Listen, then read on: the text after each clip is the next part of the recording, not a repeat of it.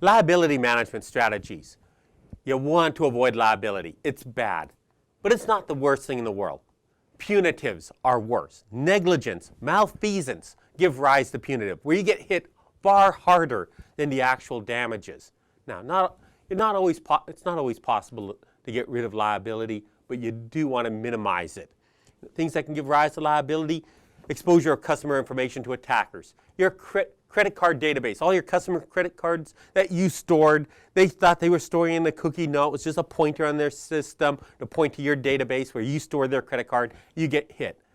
You got a whole bunch of people using customer credit cards everywhere. Guess who they're going to come back against? You.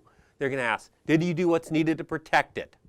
If you can't answer yes and show that you did everything reasonable and expected, you're probably going to be found guilty of negligence, punitive damages. If you did everything reasonable and expected and they still got it, anyone can get hacked. You're still going to be liable for actual damages, but nothing beyond that. Limit it to actual and hopefully mitigate that. Legal fines and penalties can be small. Actual damages usually aren't too bad. Punitives, horrible.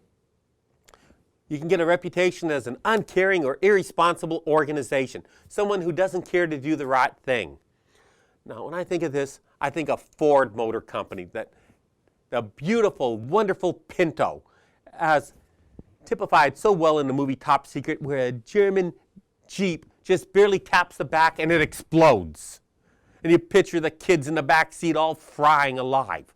Not a good thing.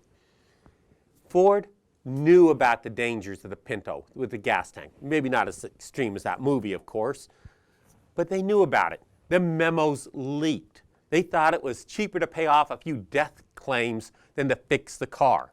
Memos leaked.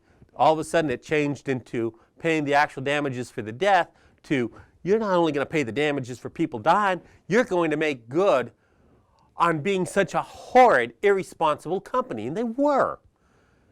The punitives on that were so high, Ford lost their competitive edge probably into the mid-90s. Ford was not able to compete against GM, Toyota, and Chrysler effectively. They didn't have the operating budget because all their cash was drained. That's punitive damages. They destroy. They're meant to punish, sometimes to the point of taking you out of business.